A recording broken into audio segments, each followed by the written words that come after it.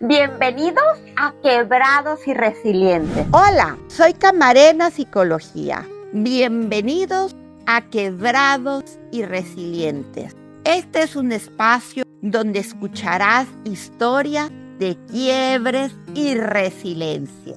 Aquellas personas que han tenido quiebres en su vida y cómo han salido adelante encontrando oportunidad en ese quiebre, en esa dificultad. Así como también es un espacio educativo donde encontrarás temática de psicología, crecimiento personal, manejo de las relaciones interpersonales, desarrollo de la sexualidad, etc. Acompáñame con un nuevo episodio cada 15 días. Y hoy un tema educativo muy importante. Vamos a hablar sobre el autismo. Y para esto tengo una invitada muy especial, Marcela. Marcela. Marcela. Me dicen Marcela, pero en Puente Azul, Marce. Casi todo el mundo me dice Marce. Claro, me había puesto a pensar en eso. Claro, y Marce es la fundadora y asesora de Puente Azul. Marce, ¿qué es Puente Azul? Puente Azul es un centro terapéutico que atendemos personas diferentes trastornos del desarrollo, pero sí como más enfocado y muy especializado en autismo, donde enseñamos con un equipo multidisciplinario, porque la verdad que el autismo es multidisciplinario. Entonces enseñamos habilidades que impactan en la calidad de vida de las personas con autismo y sus familias, porque no solo es la persona dentro del espectro, es el entorno familiar. Es integral. Y bueno, y ustedes han escuchado muchísimo sobre autismo. Hoy en día se habla de autismo, vemos en redes sociales diferentes características del espectro autista. Pero vamos a identificar con una profesional que se está dedicando a esto, y aparte de venir de un congreso sobre autismo. ¿Qué es autismo, Marce? Bueno, el autismo es un trastorno que afecta 3 áreas. Son las áreas de la comunicación social, las interacciones sociales y los intereses muy restringidos y repetitivos dentro de una persona. De alguna manera, el cerebro de estas personas hay una deficiencia en estas áreas. Entonces, tenemos que tener claro que para poder diagnosticar el autismo dentro de lo que el DSM-5, que es más tu área, los criterios de diagnóstico son estos. Siempre tienen que tener en cuenta la comunicación social, las interacciones sociales y los intereses restringidos y repetitivos en ellos. En palabras cristianas vamos a definir qué es esto de la comunicación social, Marce. La comunicación social, el lenguaje hablamos, pero no tienden a usarlo de manera social, no lo ocupan de manera funcional, diríamos uno, definiendo funcional, que es una persona que funciona dentro del ambiente, ¿verdad? Valga la redundancia. Entonces son personas, un porcentaje no muy alto es no hablante. ¿Ya? El 30% más o menos son no hablantes, el otro porcentaje sí es hablante, ¿verdad? Entonces, ¿qué pasa? Hablan, pero a veces no usan el lenguaje para usarlo de manera social. Son personas que pueden estar dentro del colegio y no piden un vaso de agua, aunque puedan hablar. No interactúa, no lo ocupa. Los niños y dicen, ay, mira qué independiente mi hijo. Sí, son independientes, pero porque no ocupan su lenguaje. Si tienen hambre, van, agarran la comida, pero no piden, aunque hablen. Pueden hablar algunos, no todos. El lenguaje se desarrolla más grande, como a partir de los 3, 4 años, ¿verdad? No hay una edad específica. Hay niños que incluso pueden hablar, pero repiten palabras que no son funcionales. Por eso tenemos que tener, pero sí hay una deficiencia. Por ejemplo, si a los 2 años, que es la edad donde el niño tuviera que tener 25 palabras y no la tiene, ¿verdad? Entonces ahí ya comenzamos a notar que hay problemas en el lenguaje. ¿Ya? Hay niños que sí pueden hablar, pero no lo ocupan funcional, pasan repitiendo. Entonces habla, habla, o sea, hablan, pero no lo ocupan. Eso es bien interesante, pues, no, sí habla, pero no pide. O sea, están ahí y comienza, es la casa de Mickey Mouse, ¿cómo te llamas? es la casa de Mickey Mouse. Habla, pero no lo ocupa de una manera funcional. Sí. Entonces hay que identificar eso, porque hay unos que, no, sí habla, pero no lo usa. Claro. Y hay otros en el atraso del habla, donde llegan a los 4 años y dicen 10 palabras. Y con eso hay que tener mucho cuidado, porque el padre se va acostumbrando a estos comportamientos. Entonces uno le dice, no, es que no habla, no, pero si era el papá, no, pero si era el tío, no, pero fíjese que en la casa sí. A veces pide cosas, pero sí, en el ambiente, eso es otra cosa, en los comportamientos en los diferentes ambientes. Se da a entender, sí, si lo habla así, entonces yo ya sé qué quiere decir. Va, interacción social. Hay un déficit en la interacción social. Esta es la segunda señal. ¿Cómo es esto? Ok, tenemos que ser súper explícitos. Sí. Para lo que nosotros es implícito en la parte social, para ellos tiene que ser súper explícito. A nosotros llegamos a los colegios, pega. Pero ¿por qué pega? Claro, probablemente quiere comunicar, pero no sabe cómo interactuar con otro niño. Entonces pega. Entonces, ¿qué tenemos que enseñar? A modelarle, a que no pegue, pero que aprenda la habilidad. Toca, suave, porque tenemos que enseñarle. Las personas dentro del espectro tenemos que ser súper explícitos en la parte social. Ellos no saben. Claro. Y duele cuando llegamos a los lugares y creen que lo hacen como por dañar a otras personas. Y les decimos, no pega. Bueno, no pego, pero ¿qué hago? Precisamente este es el déficit de un autista. O sea, la dificultad para expresarse, para interactuar, para jugar, para expresar amor, para expresar emociones. Porque no tienen un autocontrol que está muy relacionado con la inteligencia emocional, Marta. También. Tiene un déficit de la inteligencia emocional. Y antes de meternos en inteligencia emocional, hablaste de un tercer factor, que es lo repetitivo, ¿verdad? Sí, solo voy a dejar lo de la socialización para no dejar. Cuando dicen, ellos están solos, no es que quieran estar solos. Las personas con autismo, hay unas que no, hay otras que sí, la mayor parte sí quiere socializar, no pueden. Tenemos que enseñarle. Hay un déficit. Claro. Hay que enseñarle. Pero no es que, no, a él le gusta estar solo, no, se sabe, o sea, sí, pero tampoco le hemos enseñado. Sí, quiere jugar, la tercera, quiere interactuar. En la tercera, los intereses repetitivos. Sí. La inflexibilidad es impresionante. O sea, tengo que hacer lo mismo, o sea, todo el tiempo, las mismas calles. O sea, eso es algo repetitivo. Si nos salimos de calles, o sea, ya para ellos es como que, ¿qué pasó? Porque tiene que ser la misma calle. A la hora de jugar, ponen la pelotita, meto el carro, saco el carro, meto el carro, abro las puertas, cierro las puertas, y a veces sí tienen esto como rituales, por así decirlo, antes de acostarse, y hacen estas repeticiones. Entonces es importante irles enseñando gradualmente esta parte de la inflexibilidad, o sea, que sepan que hay otras opciones. Claro. Pero sí son muy repetitivos en lo que hacen como todo de la misma manera. Me dice una abuelita, mira, no entiendo, este niño no habla y se sabe todas las calles. Si yo cambio de calle, pero eso es parte de un autismo. Sí. O sea, es repetitivo y son muy rígidos, inflexibles, o sea, se hace así, de esta y aparte manera. Les genera un caos emocional cuando los sacas de sus patrones. Que ahí viene la parte emocional que dejamos aparte a veces los terapeutas. Sí. Que yo invito, o sea, que lo hagamos, porque si tiene autorregulación, o sea, hay una regulación emocional, ellos van aprendiendo a sobrellevar estas cosas que para ellos es difícil. Claro. Pero no la enseñamos. Claro. Por eso es importante dentro de la terapia hacerlo de una manera integral, pero ir enseñando esta parte de las emociones. Sí. La autorregulación, o sea, no pasa nada, gradualmente. Porque tampoco podemos, o sea, de un solo. Cambiar. Por ejemplo, nosotros le insistimos a los papás trabajar en frío y de manera naturalista. ¿Qué significa esto? Si yo sé que son las mismas calles que lo alteran, ¿sí? Tomo diferentes calles, una al inicio, un pequeño cambio, para que él sepa que no pasa nada. ¿Ya? Después aumento. Pero, ¿por qué motivamos a esto?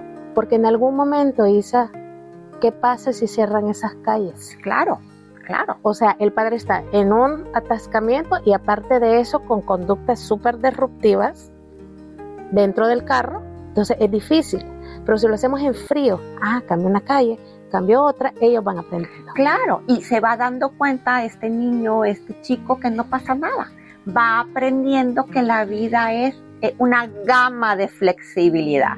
Marce, ¿a partir de qué edad se puede diagnosticar? Casi desde el año y medio. Año y medio. Sí, Okay. Y la intervención temprana va a ser una diferencia increíble en la calidad de vida de las personas. Tanto de los padres como de los niños. Claro. Sí, eso es súper importante. Pero motivo a los padres a seguir las indicaciones. Por ejemplo, en los colegios les dicen, o en el kinder, no habla. Ajá.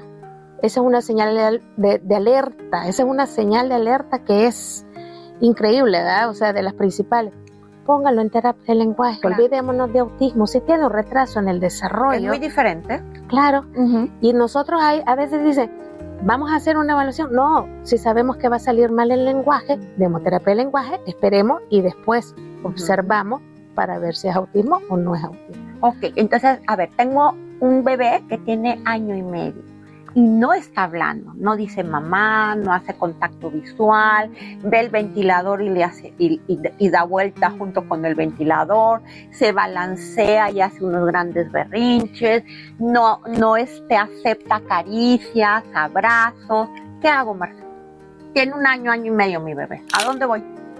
Bueno, primero a un lugar donde la necesidad que tenga. Claro que yo recomendaría Puente Azul, pero es ver dónde realmente, o sea, cuál es la necesidad de este niño. Si se balancea y todo, pues que vaya a terapia sensorial. ¿Ya? Y le pido a los padres, o sea, primero, si hay necesidad de intervenir, si están tan chiquitos y nos quieren hacer gastar en miles de evaluaciones, primero intervenir. Después de 3 meses, decidir si vale la pena o no una evaluación ya más exhaustiva.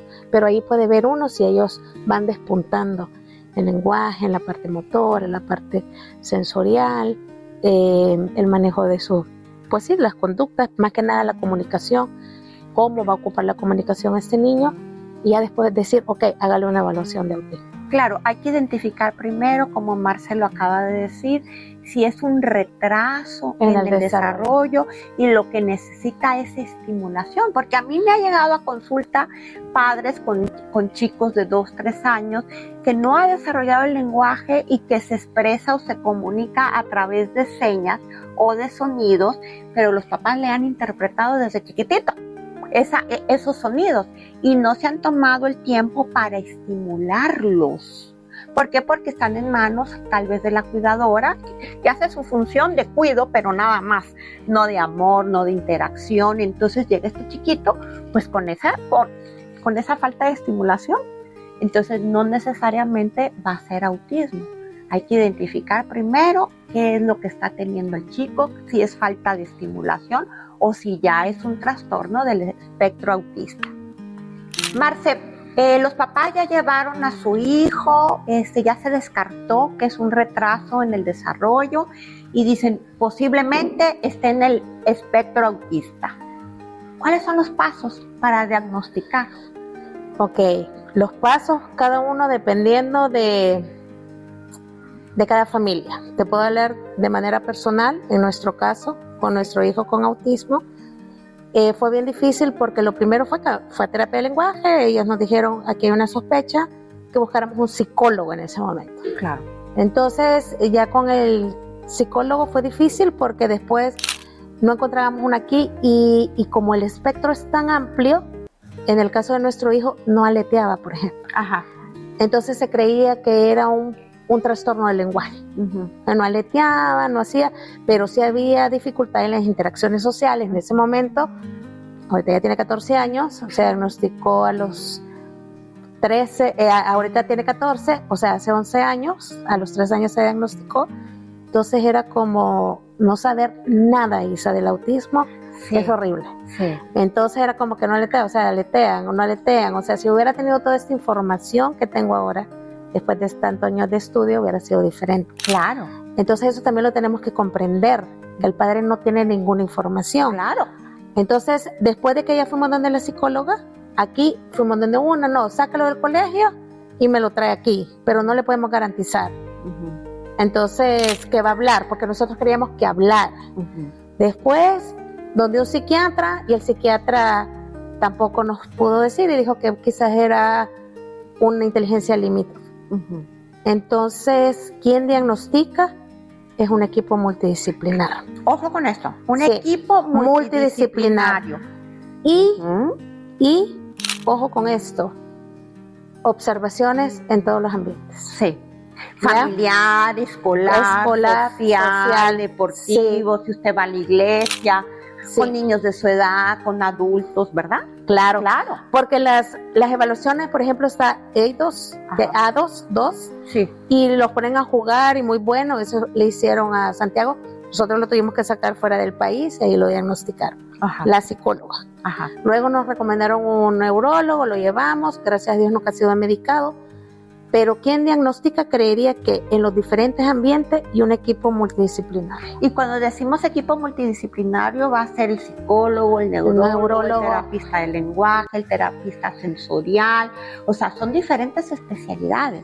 Ojo, no todos los psicólogos están especializados en el área del autismo. Esa es una especialidad. Sí. Y creo que está entrando a El Salvador, ¿verdad? O sea, es nuevo en El Salvador. Todavía estamos en pañales en muchísimas cosas. Claro, cuando los papás reciben el diagnóstico de que su hijo está en el espectro autista, ya sea un Asperger, un medio, severo, Marce, ¿qué hace Puente Azul con los papás? No, los acompañamos en el duelo. El dolor al recibir un diagnóstico te cambia la vida totalmente. Claro. Yo creería que cualquier diagnóstico, pero en este caso estamos hablando del autismo específicamente, cambia toda tu dinámica familiar, Isa. Sí. La manera en que vas a abordar las conductas, problemas con la pareja, en muchas situaciones de la familia, están los hermanos de por medio, o sea, un diagnóstico y la parte de autismo implica todo esto. Yo creo que varios, como te dije anteriormente, pero el autismo también va en la parte económica, porque son niños que necesitan tanto apoyo y por tiempo tan largo que te afectan un montón. La dinámica familiar te cambia totalmente. Aparte de la aceptación de que mi hijo tiene autismo. Llegar a decir mi hijo tiene autismo es un proceso de duelo tan duro para un padre, y creo que en el caso del autismo, como no tienen rasgos físicos, creemos que son niños neurotípicos. Y cuando nos dicen, mire, su hijo no es normal, como que no es normal, si está, es normal. Si habla, si come. No es normal por esto. La y viene la aceptación. Sí, tienen que hacer su duelo, tienen que aceptar para poder apoyar a estos niños. Un apoyo de familia, estrategias para las familias, Isa. Sí. Ya, somos juzgados increíblemente. Y nada de echarse la culpa, ¿verdad? Que por tu culpa, que por la mía, que porque como tomaste tal cosa y que como yo te dije que no te inyectaras y para planificar, y tantos mitos. Tantos mitos. Sí, pudiéramos hablar horas de los mitos sobre el autismo. Claro. Llega una mamá y me dice, yo habré tenido la culpa, y le digo yo, nunca lo vamos a saber, nunca lo vamos a saber. Lo que sí sabemos es que en este momento sé que es doloroso para ti tener un hijo con autismo, y ahora tenemos que ir para adelante. Claro, y aprendamos juntos cómo podemos apoyar a este niño, a esta niña a desarrollarse lo mejor posible, porque tienen áreas bien desarrolladas, ¿verdad? Bien fuertes, o en el área matemática, o artistas, o sea, cualquier área específica la desarrollan, pero al tope. Con sus intereses logran hacer un montón de cosas. Claro. Y has dicho algo bien interesante, porque cuando me pregunta qué intervención podemos dar, la que va a desarrollar y maximizar el potencial de tu hija o de tu hijo. Claro. Y que las habilidades que se le enseñen impacten en la calidad de vida del niño, la niña, el adolescente, el adulto y su familia. Sí. Porque realmente dejamos de lado, los papás llegan, que lea, que escriba, pero hay habilidades imprescindibles que van a impactar en la calidad de vida de ellos. Por ejemplo, el tolerar el no. A tolerar el no, los tiempos de espera, hacer pedidos. La comunicación es la base. ellos tienen que aprender de cualquier manera a comunicar. Las personas tienen derecho a la comunicación. Claro. El derecho no es hablar, el derecho es comunicarse.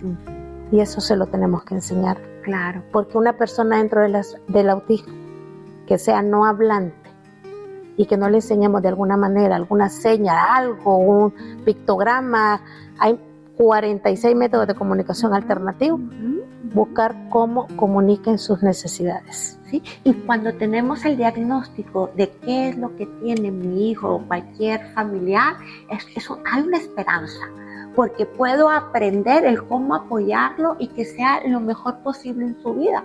Usted se preguntará, ¿y un autista podrá tener un trabajo? ¿Podrá tener un matrimonio? ¿Podrá ser papá o mamá? ¿Marcia? Sí, por puede. supuesto que sí, ¿verdad? Por supuesto que sí. Pero claro. Ahora bien, hay niveles de autismo, Sí. ¿ya? O Sí. sea, hay un porcentaje que lo va a lograr. Porque Claro. eso es otra cosa que le pasa a los papás. Se culpan porque quizás hice algo mal en la intervención. No, hizo todo lo posible y realmente el autismo es el autismo. Pero pueden llegar a casarse, a tener un trabajo y todo, sí. Sí. Pero no todos. Tenemos que entender que tampoco nos culpemos como padres o culpemos al terapeuta o al colegio. El autismo, o sea, depende del nivel de autismo en que esté. Claro, ¿Ya? del espectro, ¿verdad? El espectro. Si está muy para acá, pues a lo mejor va a ser más complicado. Pero siempre, y eso me encanta, nunca dejarles de enseñar. Así es. Porque a veces llegan, papá, no, es nivel 3 y ya como que no voy a hacer nada. No, si tenemos que enseñarle tantas cosas. Claro. O sea, pueden llegar a ser dentro de a eso quería llegar también, por muy nivel 3 o muy severo que sea el autismo, siempre van a aprender y es maximizar hasta donde ellos puedan llegar. Siempre hay esperanza. Siempre hay esperanza. Incluso estaba con una reunión con los de diversidad, que ya tengo yo 4 años de estar estudiando con ellos, donde le decía yo, un niño que ha costado, viene fuera del país, ha costado la parte académica, pero ya le estamos enseñando otras habilidades y ahora que ya está regulado, que él está mejor, le estaban explicando los de diversidad del martes que tuvimos reunión, que estos niños así, que ya le comenzamos a enseñar las habilidades de la vida diaria, pero que ya están regulados, podemos volver a intentar la parte académica. Nunca dejar de intentar enseñarle. Entonces dicen, no, Marce, volvé a intentar, a lo mejor logra la escritura, ahorita que ya está más tranquilo, ha agarrado más autoestima, más autodeterminación, hay que volver a intentar. Claro. Y hay que volver a intentar. No encajone a su hijo de que no va a ser no va a capaz, poder. porque no, todos somos capaces, unos antes que otros, partiendo de un diagnóstico, apoyándonos en los especialistas y muy importante, no echarse la culpa a los papás y como familia tomarse de la mano y tanto los padres como los hermanos, como los abuelitos, la comunidad, ¿verdad? Apoyarse. Y no es tema de vergüenza tampoco.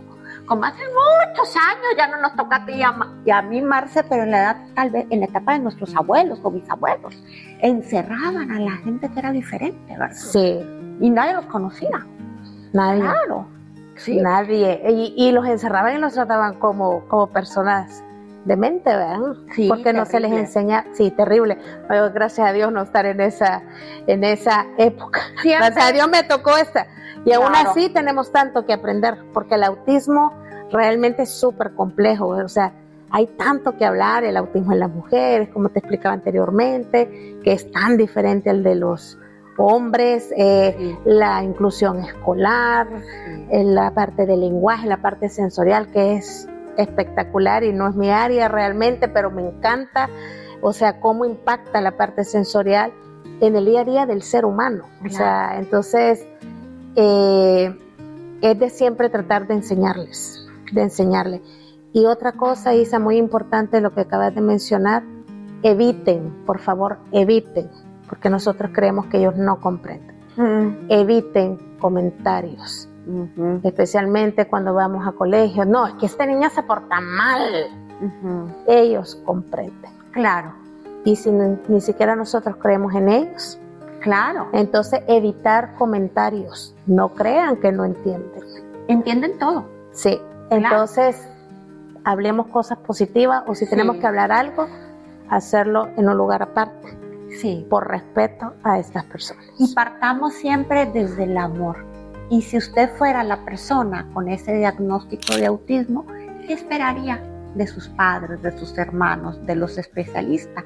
Entonces, demos lo que queremos recibir. Marce, muchísimas gracias por estar aquí con nosotros. Gracias por tu aporte. ¿Querés decirle unas últimas palabras a la audiencia? Sí.